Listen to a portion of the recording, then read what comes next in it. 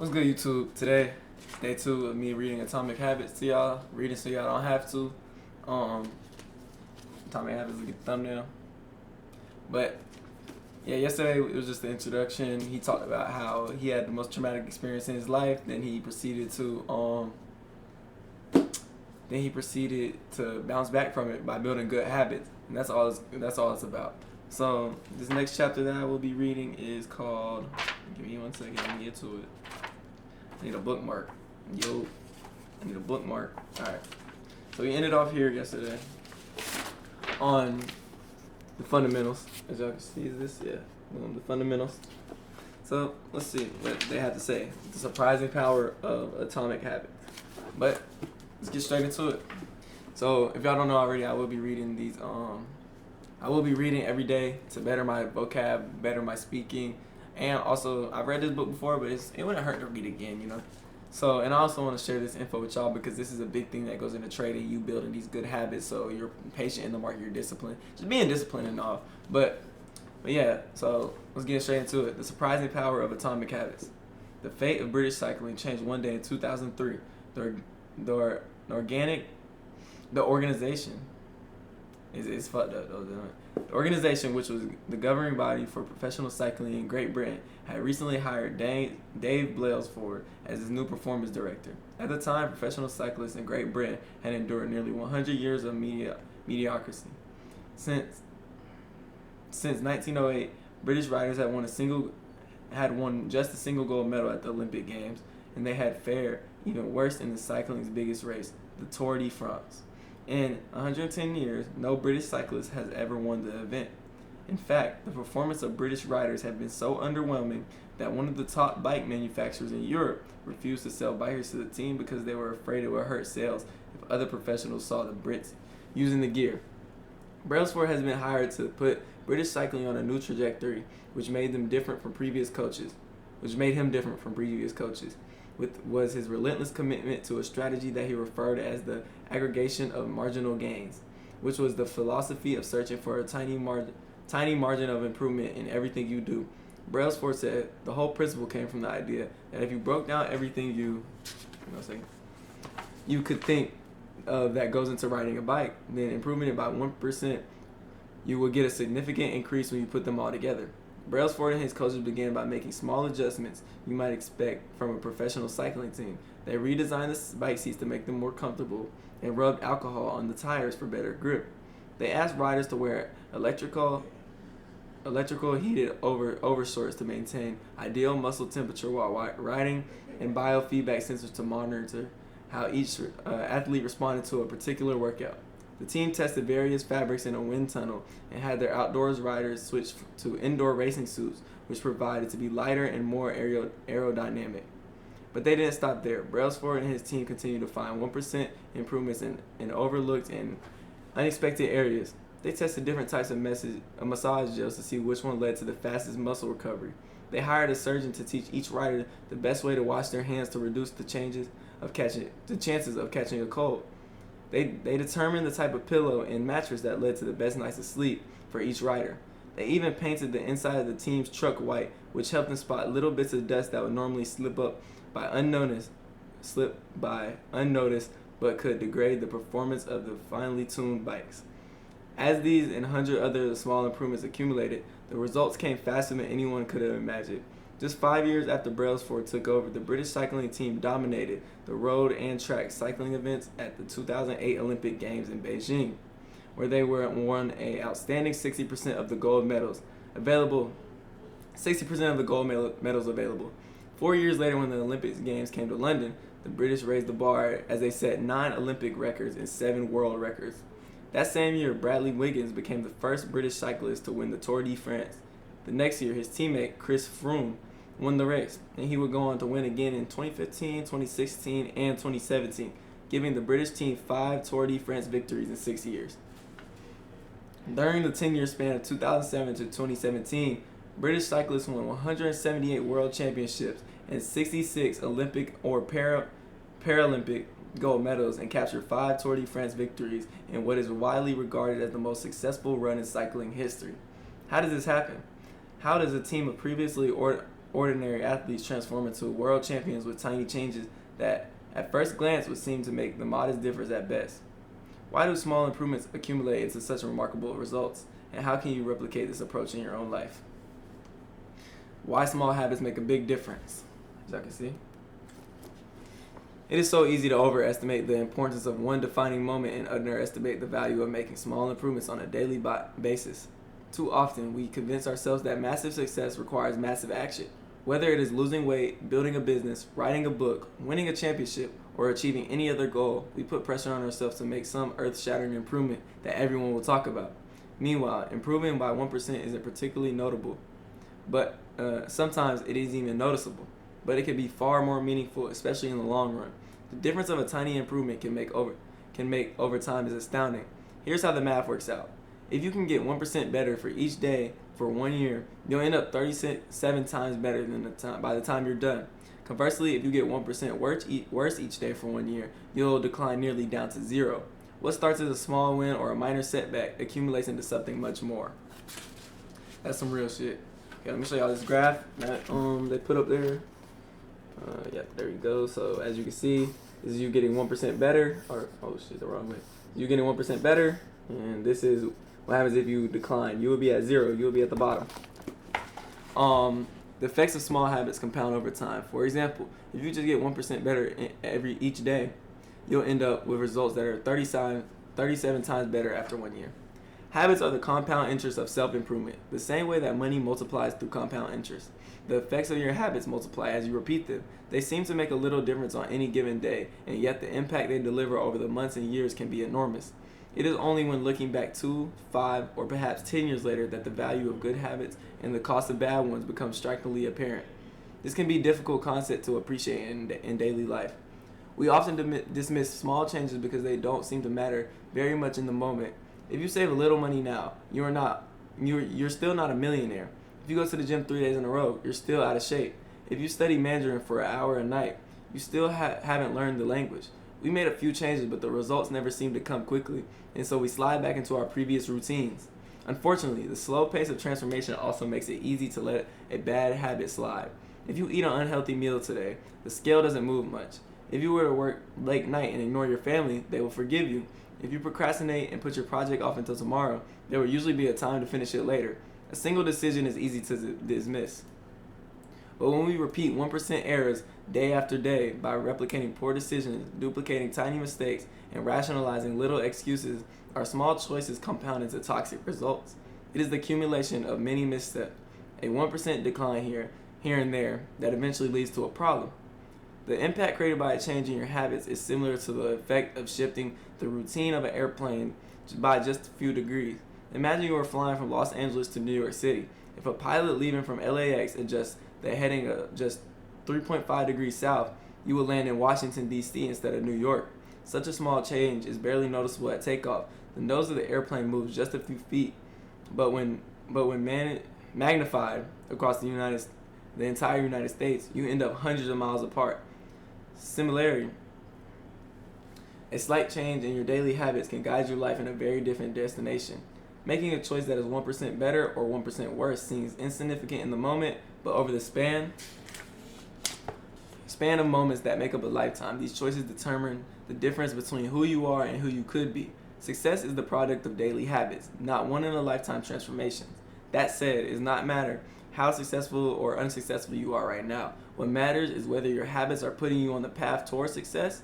You should be far more concerned with the current trajectory than with your current results. If you are a millionaire but you spend more than you earn each month, then you are on a bad trajectory. If your spending habits don't change, it's not going to end well.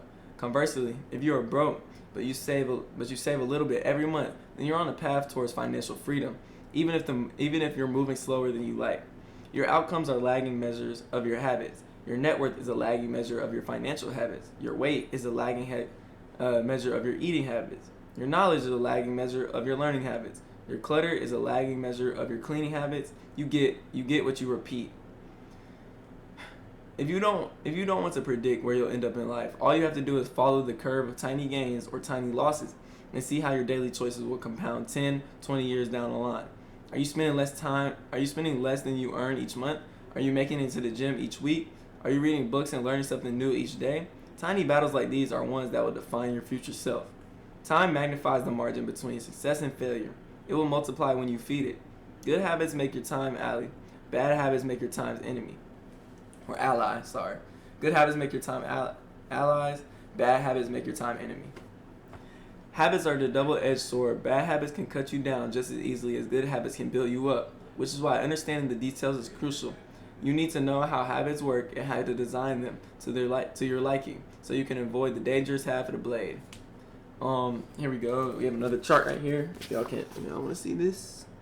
Cameras. Let me see. Yeah, I can see that. But your habits can compound for you or against you. Positive compounding. Positive compounds. Accomplishing one extra task is a small feat on any given day, but it counts for a lot over an eternity of a career. Over an entire career. The effect of automating an old task or mastering a new skill can even be greater. The more tasks you handle without thinking, the more your brain is free to focus on other areas. Knowledge compounds. Learning one new idea won't make you a genius, but a commitment to a lifelong learning can be transformative. Furthermore, each book you read not only teaches you something new, but it also opens up different ways of thinking about old ideas.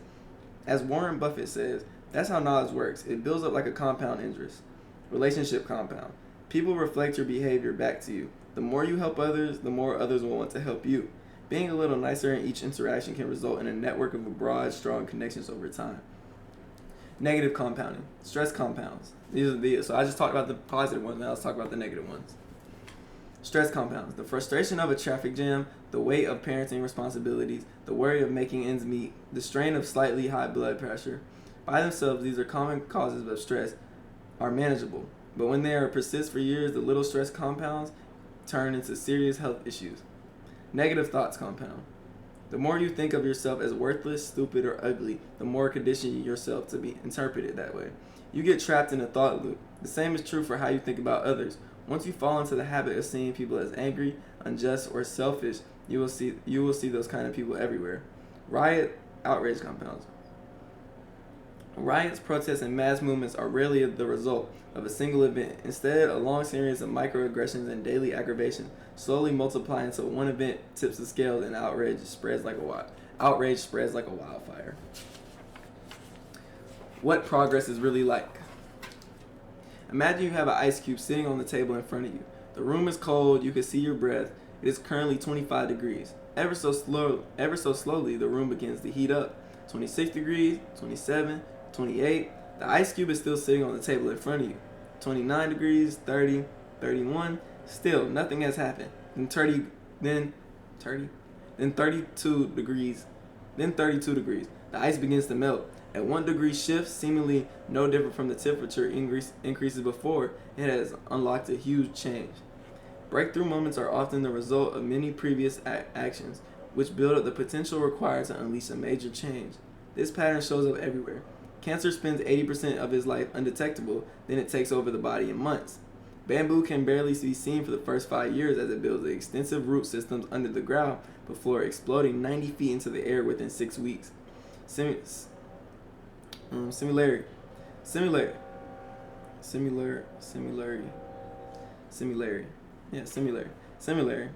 Habits often appear to make no difference until you cross a critical threshold and unlock a new level of performance. In the early and middle ages of any quest, there is often a valley of disappointment. You expect to make progress in a linear fashion, but it's frustrating how ineffective changes can seem during the first days, weeks, and even months. It doesn't feel like you're going anywhere. It's a hallmark of any compounding process. The most powerful outcomes are delayed. I know y'all hear that shit. Oh my gosh. They right outside the window, man. Y'all gonna have to just deal with it. Hold on. Yeah. Hopefully y'all can hear me though. But, okay. This is one of the core reasons why it's so hard to build habits that last. People make a few small changes, fail to see the tangible result, and decide to stop. You think, I've been running every day for a month, so why can't I see any change in my body? Once this kind of thinking takes over, it is easy to let go of good habits fall by the wayside. But in order to make a meaningful difference, habits need to persist long enough to break through this plateau. what I call the plateau of latent potential. Plateau of latent potential. If you find yourself struggling to build a good habit or break a bad one, it is not because you have lost your ability to improve. It is often because you have not yet crossed the plateau of latent potential.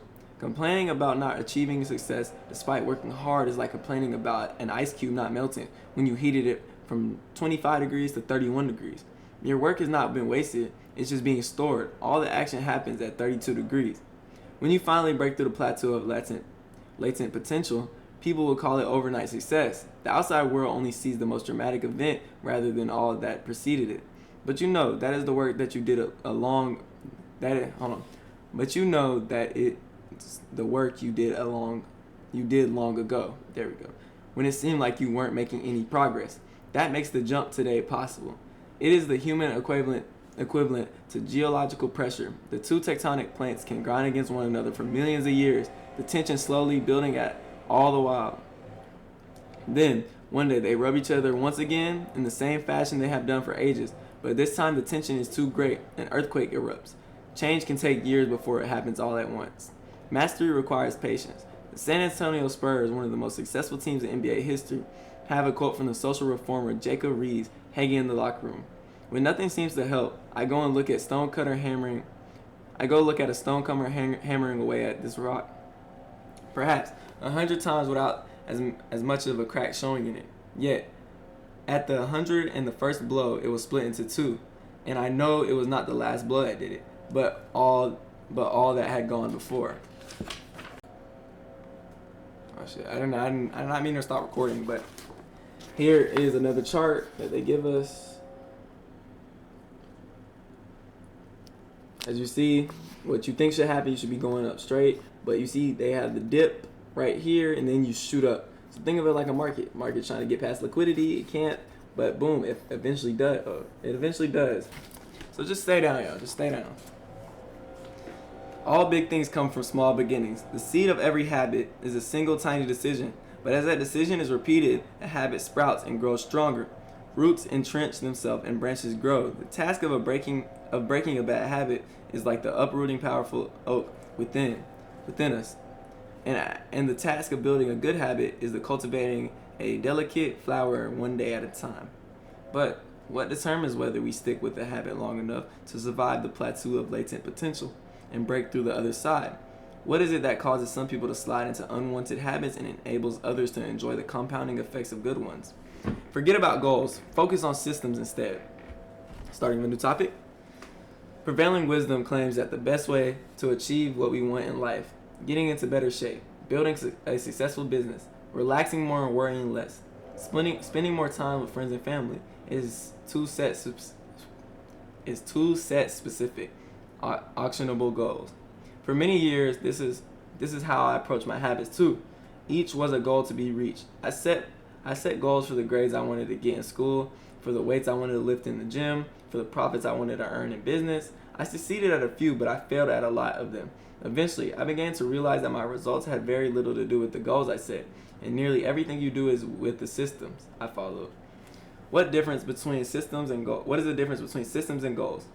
It is a distinction. I first learned from Scott Adams, the cartoonist behind Dilbert Comics.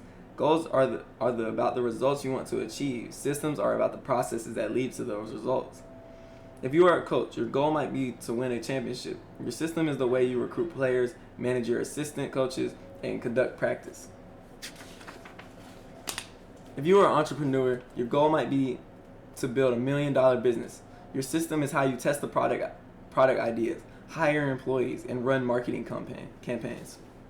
If you're a musician, your goal might be to play a new piece. Your system is how often you practice, how you break down and tackle difficult measures, and your method for receiving feedback from your instructor.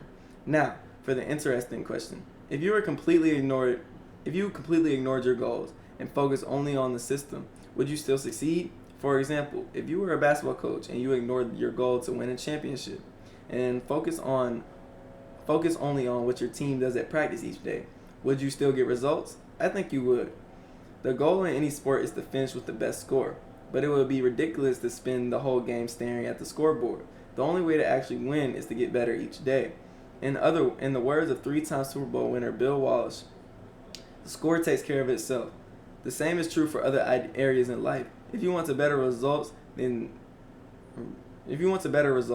forget about setting goals. Focus on your system instead. What do I mean by this? Are goals completely useless? Of course not. Goals are good for setting a direction, but systems are the best for making progress. A handful of problems arise when you spend too much time thinking about your goals, not enough designing your systems. Problem 1. Winners and losers have the same goals. Goal setting suffers from a serious case of survivorship bias. We concentrate on the people who end up winning, the survivors, and mistakenly assume that ambitious goals lead to their success while overlooking all the people who had the same objective but didn't succeed. Every Olympian wants to win a gold medal. Every candidate wants to get the job. And if successful and unsuccessful people share the same goals, then the goal cannot be what determines differentiates the winners from the losers. It wasn't the goal of winning the Tour de France that propelled British cyclists to the top of the sport. Presumably, they wanted to win the race every year before, just like every other professional team. The goal had always been there. It was when they implemented a system of continuous small improvements that achieved a different outcome. Problem 2. Achieving a goal is only a momentary change. Imagine you have a messy room and you set a goal to clean it. If you summon the energy to tidy up, then you will have a clean room for now. But if you maintain the same sloppy, pack rabbit habits that led to a messy room in the first place, soon you'll be looking at a new pile of clutter and hoping for another burst of motivation. You are left chasing the same outcome because you never changed the system behind it. You treated a symptom without addressing the cause. Achieving a goal only changes your life for the moment. That is the counterintuitive thing about improvement. We think that we need to change our results, but the results are not the problem. What we really need to change are the systems that cause those results. When you solve problems at the result level, you only solve them temporarily. In order to improve for good, you need to solve problems at the systems level. Fix the inputs and the outputs will fix themselves.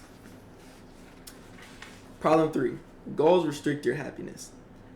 The implicit assumption behind any goal is, once I reach the goal, then I'll be happy. The problem with the goals first mentality is that you're continually putting happiness off until the next milestone. I've slipped into this trap so many times, I've lost count. For years, happiness was always something for my future self to enjoy. I promised myself that once I gained 20 pounds of muscle, or after my business was featured in New York Times, then I could finally relax. Furthermore, goals create an either-or conflict. Either you achieve your goal and are successful, or you fail and you are a disappointment. You mentally box yourself into a narrow version of happiness. This is misguided. It is unlikely that your actual path through life will match the exact journey you had in mind when you set out. It makes no sense to restrict your satisfaction to one scenario when there are many paths to success. A systems first mentality provides the antidote. When you fall into love with the process rather than the product, you don't have to wait to give yourself permission to be happy. You can be satisfied anytime your system is running, and a system can be successful in many different forms, not just with the first one you envision. Problem 4. Goals are at odds with long-term process. Finally, a goal-oriented mindset can create a yo-yo effect. Many runners work hard for months, but as soon as they cross the finish line, they stop trading. The race is no longer there to motivate them. When all your hard work is focused on a particular goal, what is left to push you forward after you achieve it? This is why many people find themselves reverting to their old habits after accomplishing a goal. The purpose of setting goals is to win the game. The purpose of building systems is to continue playing the game. True long-term thinking is goalless thinking. It is not about any single accomplishment. It is about the cycle of endless refinement and continuous improvement. Ultimately, it is your commitment to the process that will determine your progress. A system of atomic habits. If you are having trouble changing your habits, the problem isn't you. The problem is your system. Bad habits repeat themselves again and again, not because you don't want to change, but because you have the wrong system for change. You do not rise to the level of your goals. You fall to the level of your systems. Focusing on the overall system rather than a single goal is one of the core themes of this book. It is also one of the deeper meanings behind the word atomic. By now, you have probably realized that an atomic habit refers to a tiny change, a marginal gain, and a 1% improvement. But atomic habits are not just any old habits. However small, they are little habits that are a part of a larger system. Just as atoms are in the building blocks of molecules, atomic habits are the building blocks of remarkable results. Habits are like the atoms of our lives. Each one is a fundamental unit that contributes to our overall improvement. At first, these tiny routines seem insignificant, but as soon as they build on each other and fuel bigger wins that multiply to a degree that far outweighs the cost of their initial investment, they are both small and mighty. This is the meaning of the phrase atomic habits, a regular practice or routine that is not only small and easy to do, but also the source of incredible power, a component of system of compound growth. Chapter summary. So I do like this book because every chapter does end with a chapter summary. So I will go over this. Habits are the compound interest of self-improvement. Getting 1% better every day counts for a lot in the long run. Habits are double-edged sword. They can work for you or against you, which is why understanding the details is essential. Small changes often appear to make no difference until you cross a critical threshold. The most powerful outcomes of any compounding process are delayed. You need to be patient. An atomic habit is a little habit that is a part of a larger system. Just as atoms are building blocks of molecules, atomic habits are the building blocks of remarkable results. If you want better results, then forget about setting goals. Focus on your system instead. You do not rise to the level of your goals. You fall to the level of your systems. What you talking about? But now let me give y'all my thoughts on that whole chapter right there. That is a very good chapter to get started on. So basically, what I do is I really took that into account, and I have a system every day. I get 1% better. I have the same routine that I follow every single day, and that is the system that he is referring to in that book. So what that means is me doing these little habits every single day, me doing the same system, me getting 1% better, I will be successful because I am slowly building think of it like a market's consolidating. It's so much power built up. All those systems that you created, all those habits you're doing, all you getting 1% better. Eventually, it's going to explode out the range, and you're going to be going so far up. That's why building a good routine and good habits and getting rid of those old habits are so important, because the good habits will build up and eventually they'll explode, and you'll be so successful in whatever you reach for. And also, when he was saying don't reach for the goal, like set your goals as a direction, but do not like focus on them as much. Focus on your system. And if you have a good system to reach those goals, then that your system can be saved. You want to save $10,000, right? Say you want to save $10,000. Boom. Your system could be, okay, every time I get a paycheck, I'm going to put $50 into my savings account. Boom. That is your system. That is you working and building to that goal. And it's not like you're throwing 10,000 in there at once. No. You're going in there every 2 weeks, 3 weeks, 4 weeks, whenever you get your paycheck. Put in $50 in, 50, 50, 50. That shit adds up. What they were saying, compound. It comes all together, and eventually you're gonna reach your goal. So it all comes together. But that being said, thank y'all for coming out to this video. Day 3 will be tomorrow. And I'm also gonna upload day 16 of my 90 Days of Sauce. I think right before this one, or this one might come out before. I don't know. But thank y'all for coming out. I really appreciate y'all. Love.